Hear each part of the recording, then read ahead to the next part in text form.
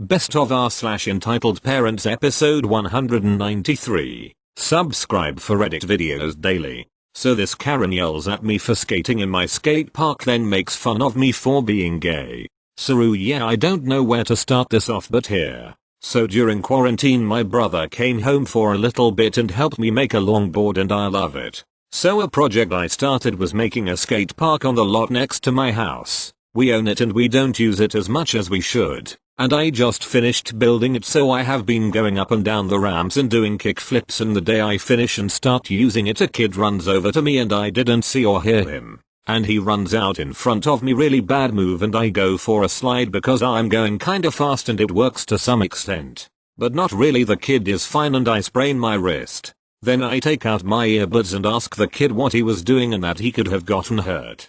He then tells me that my mommy said I could go play at this park. I then tell him that I made this and it's for me and all about the coronavirus. He said my mommy says that corona is a hoax made by Democrats to scare us. And I tell him you're not allowed here because it's private property, and he runs along. Then my boyfriend shows up and he wants to try it because he helped me with the concrete and forming the ramps, etc. 5 minutes later the kid comes back, but with guess who, a motherfucking Karen. And she had the haircut and I shit you not a t-shirt that said I'm upper class, leave me alone. My BF looked at me and we are at that point in the relationship that we know what each other are thinking.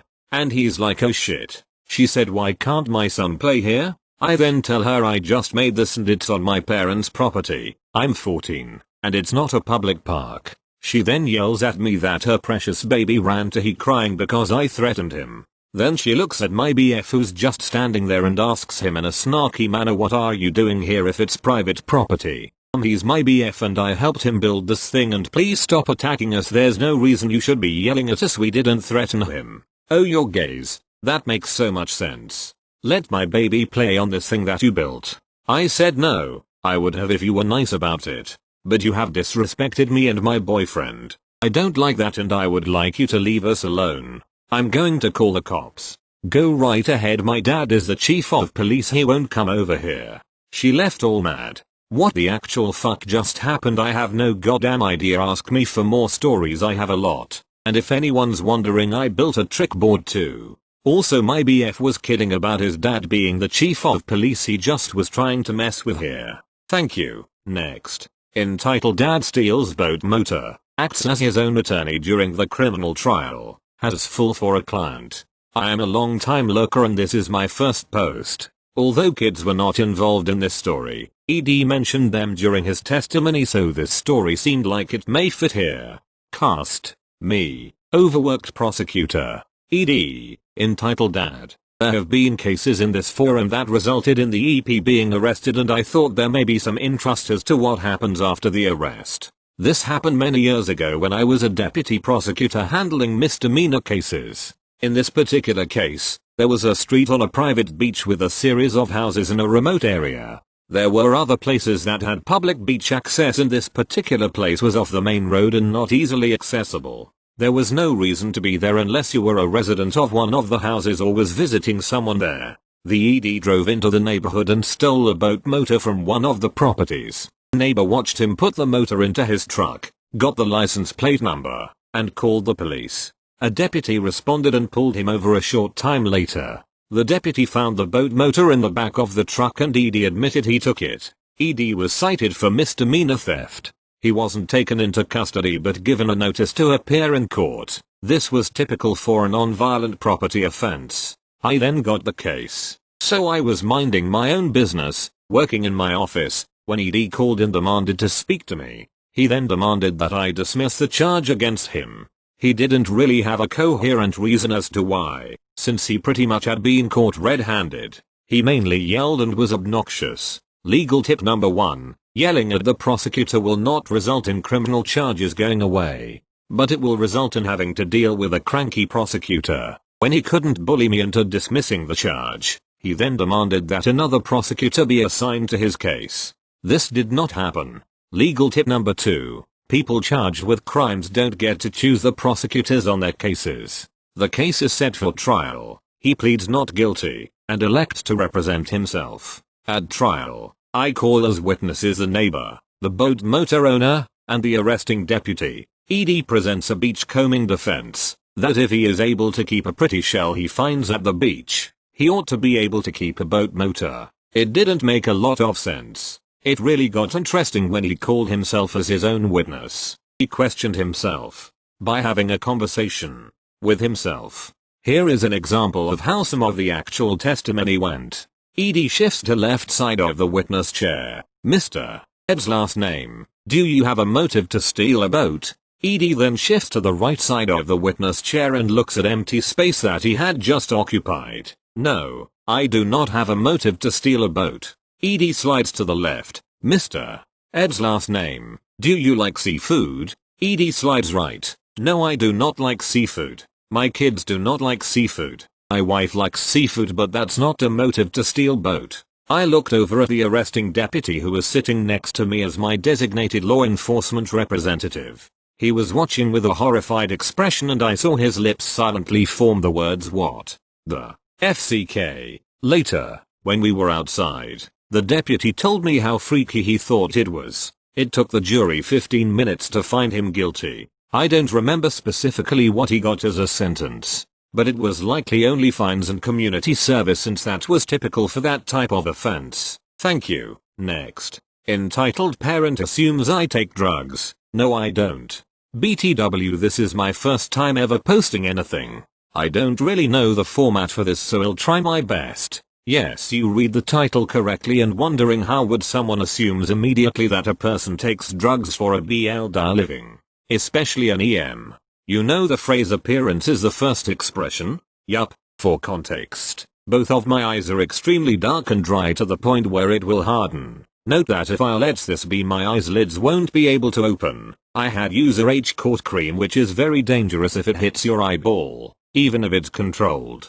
Also, my lips are dry and a bit dark too because I keep biting the skin, and my arms are extremely dry and itchy. Why do I have these? IDK ask God. Alright, for the story. Cast, EM, EK, P1 and P2, police officers, dad and LS, little sister. Also, I might add that I am living in Malaysia, so everything will be roughly translated to English cuz, well, I am not really good in Malay. Even though I am born in Malaysia, I am a disgrace. So, this is during my 16th birthday, and even though it's supposed to be a good day, it's still in 2020, meaning the luck meter is very low. But nonetheless, we still celebrated. Me and my sister were both born on the same month but only 2 days apart, so we still celebrated her birthday even though it's still mine. My dad brought me and my sister to pick out a gift and he would pay for it. My mom and other LS, I have two, are back home waiting for guests to arrive. My LS picked a Barbie doll from the Toys R Us and I picked COD MW, 2019. I went to buy the game alone cause my dad had to watch my sister and I felt confident enough to do so. I went to the shop and bought the game with the money my dad gave me. BTW, got it for discount. I was walking happily and with jolly smile when I passed by an EM and EK on the way out of the store. Now this EM looks like your normal typical EM. I heard the EM gasp but I thought nothing of it because all I could think about was how good the cake will taste. God, I love chocolate with mint mmmmm. I was walking happily away to the escalator when the EM says, EM, ahem, me, still not noticing. EM, excuse me, me, still not noticing. I was listening to a song on my phone with earpods lmayo. EM, stomps to me and taps my shoulder. Excuse me, pardon? How I responded like this because even though I was born in Malaysia, I spent most of my childhood in the UK. Also, not a judge, but the EM was Chinese and I thought she knew a good bit of English. I was wrong. EM, in Malay, what did you just say? Me, I said pardon. EM, scoffs. She scoffed in a manner like I insulted her entire effing race. EM, in Malay, this is Malaysia and in Malaysia we only speak Malay. Yes, she elongated the word. Me, in Malay, okay, turns around, well then I'll be on my way. Nope.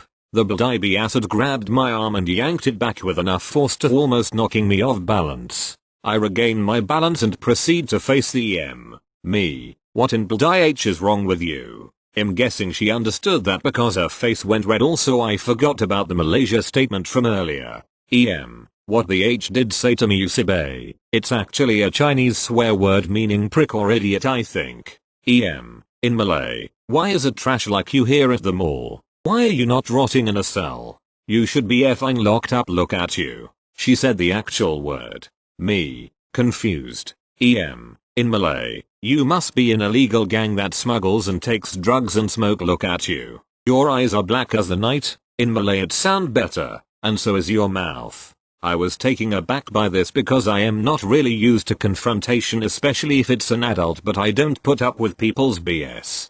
During this, the EK was looking through my plastic bag and found my COD MW 2019. I saw it being pulled out of its bag. The M still has a hold on my arm, but a weak one, even though her nails are starting to pierce my skin. In response, I immediately ripped my arm out with pain because she scratched it while I was freeing my arm and snatched the game and the bag from the EK hands with sonic speared. EK, screaming and crying. In Malay, help someone stop him, that lancau. A very rude way to describe someone. He assaulted me and stole my precious son's toy. The EM tried to tackle me to the ground. I moved out of the way and she hit a trash can. This is no ordinary trash can, it's a stationary one, so it was rock solid to the ground. I then proceed to go to my dad and LS at the other side of this enormous mall, IOI City Mall. I was stopped by the EM again, this time by kicking the back of my knee, causing me to fall while I was getting up. 2 police officers arrived, thank God. Apparently one of the store employees called the cops.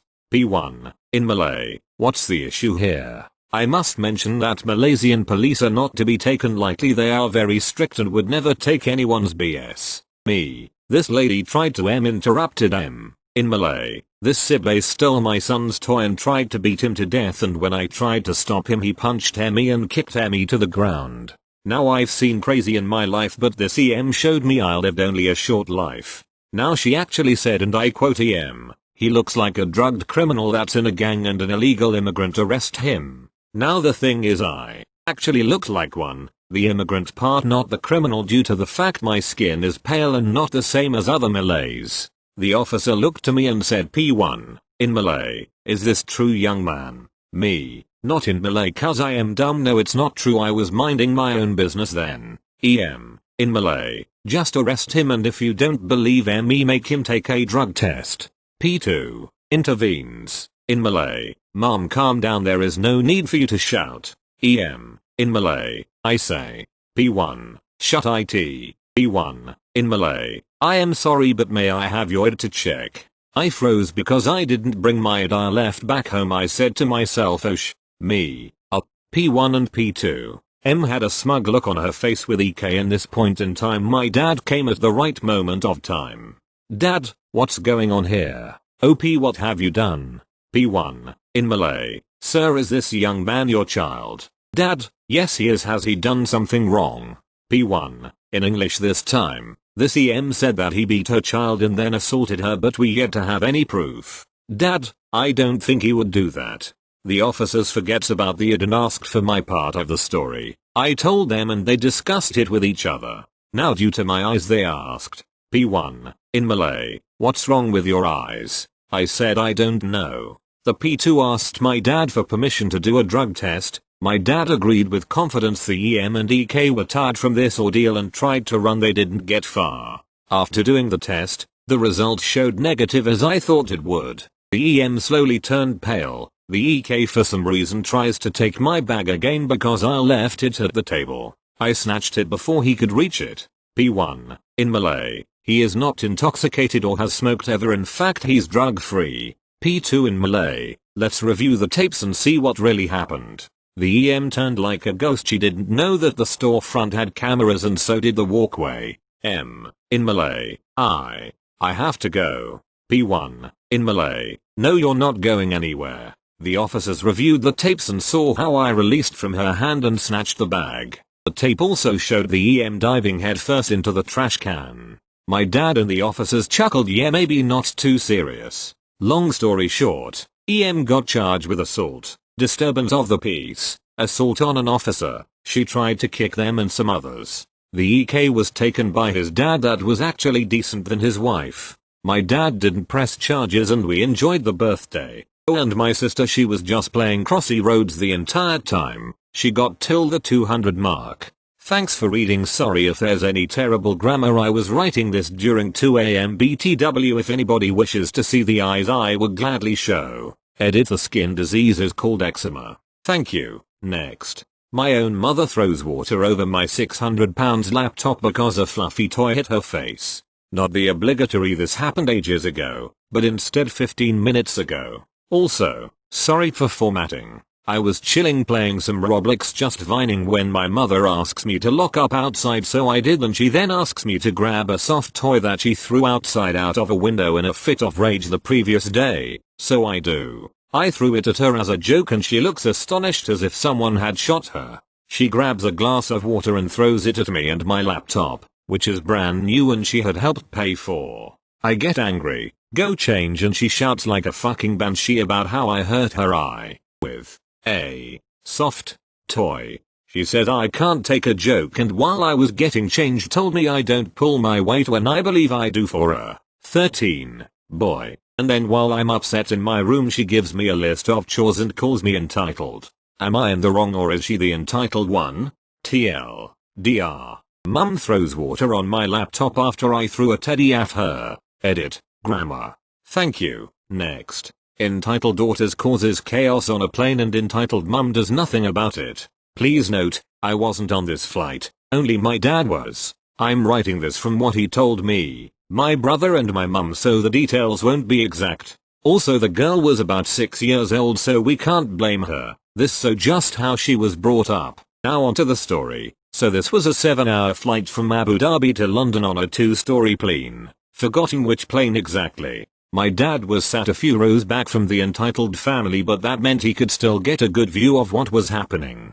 At first things were normal. The plane had a smooth takeoff and was now climbing to cruising altitude, so the flight attendants were about to start preparing the food and drink trolleys. This is when the girl started to misbehave. Even though the plane was still climbing and the seatbelt sign was still on, she decided to jump out of her seat and run up and down the aisle, which made everyone look except her own mother. One of the flight attendants managed to catch her and bring her back to her seat and asked the mum to control her, but the mum just waved her hand in a sort of go away kind of action, so the flight attendant sat back down. About 30 minutes later the flight attendants had started bring the trolleys around, which obviously meant that the girl could mess about again. This time she tried to climb on the trolley when the flight attendant's back was turned because she was serving a random person on the other side of the aisle, but luckily the flight attendant stopped her again before anything too serious could happen. She once again talked to the mother, but she didn't pay any attention. Once the flight attendant had moved down the place, the girl was up again and decided to go upstairs.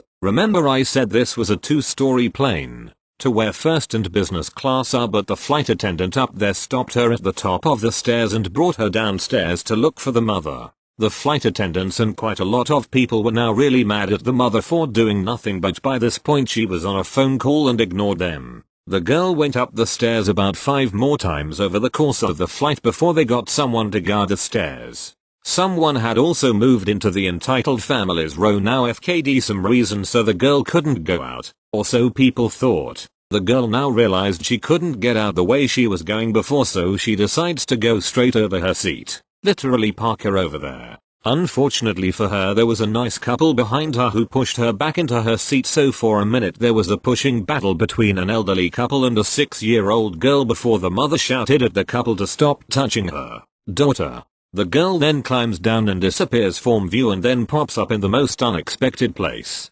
between my dad's legs. She had crawled under about 5 rows of seats, somehow avoiding people. My dad had no idea what to do. He couldn't touch a random girl, especially after the mother shouted at the last people who stopped her, but before he could think of anything the girl was off, until she tripped and was caught by a flight attendant. She then took her back and the last hour of the flight was somehow peaceful. Thanks for reading, guys. This is my first post on here. Thank you. Next. Entitled Family Think They Own the Beach. Part 2. Town makes new law because of EM.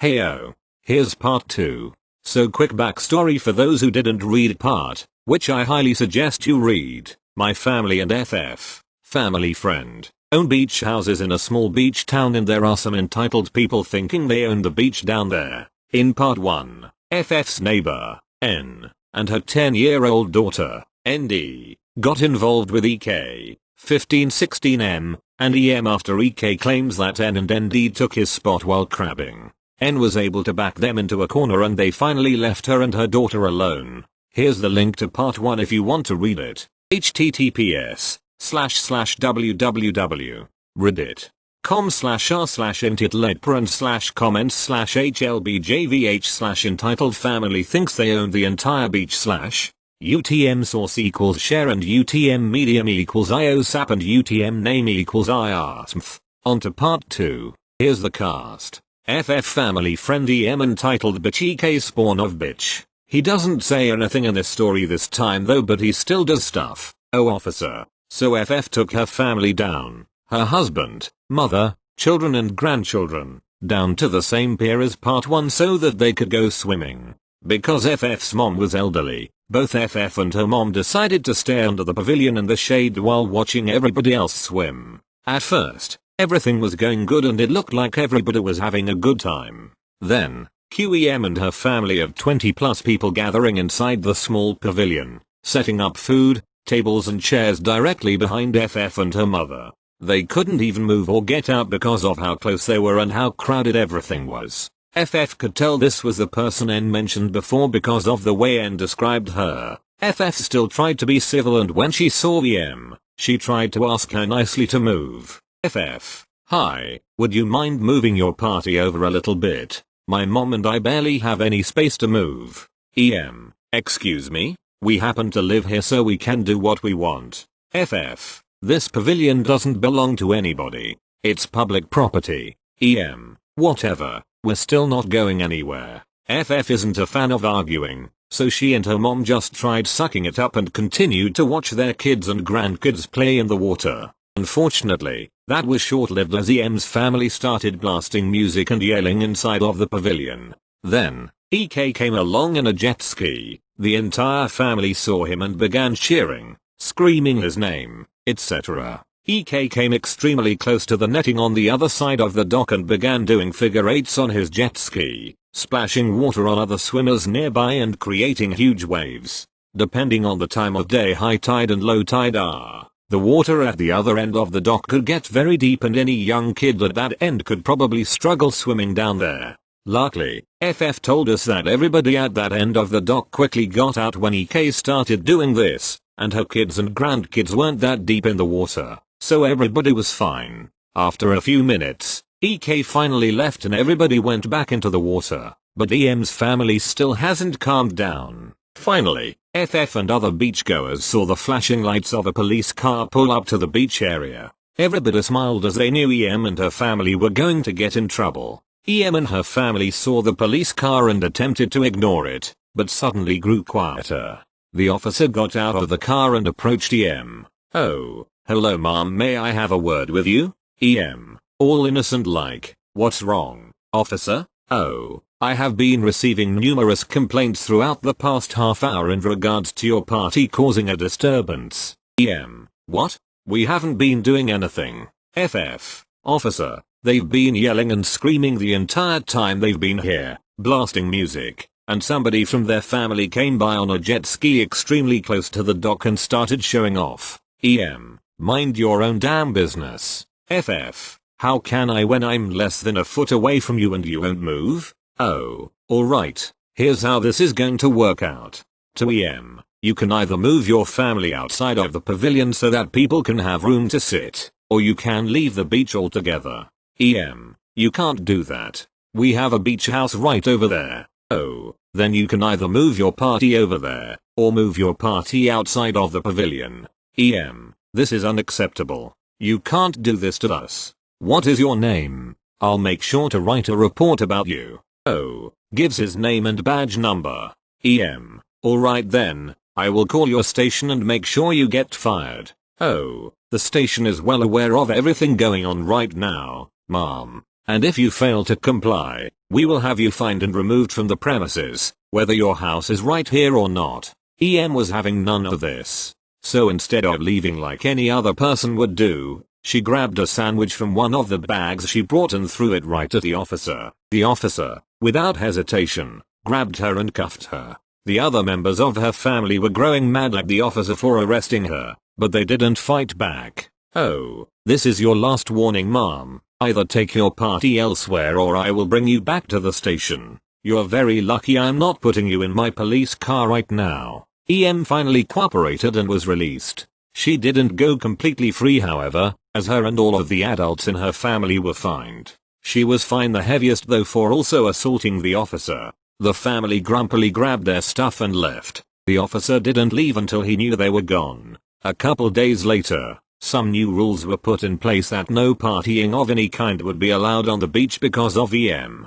A patrol officer has also been sent to inspect the pier every once in a while each day to make sure that EM and her family weren't doing this again. And so far, since FF, her family and my family have been down there, they haven't. But they're still extremely loud and blasting music on the beach and inside their house. That's my entitled parents story. Hope you guys enjoyed. Update. Thanks for all the love on this story. I just thought I'd clear some things up real quick. Yes, the beach town I stay at mainly consists of white, conservative people. There are a few POC that either live or stay around here, but their beach houses are near other piers, so we hardly see them. And I've also gotten some comments in regards to it actually being a law. I just had a conversation with FF, and she told me that it wasn't necessarily a law like she had originally worded it. It was more like a new set of rules for the beach. Because of this, so I don't confuse or mislead anybody, I'll change the title of this part if I can.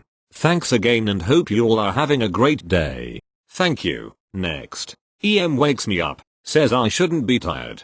First time poster, on mobile, etc. EM is my mom, SD is stepdad, OP is me. Since none of you know this, I am one of those people that needs a defined sleep schedule. If I wake up over 15 minutes before or after a time, I am tired for the rest of the day. I wake up at around 7:15 a.m. every day, unless it's an extreme circumstance. What I mean by extreme circumstance is if I happen to stay up much later than I normally would, or if we were leaving early to go on a vacation. My parents know this, and they've had no trouble with it.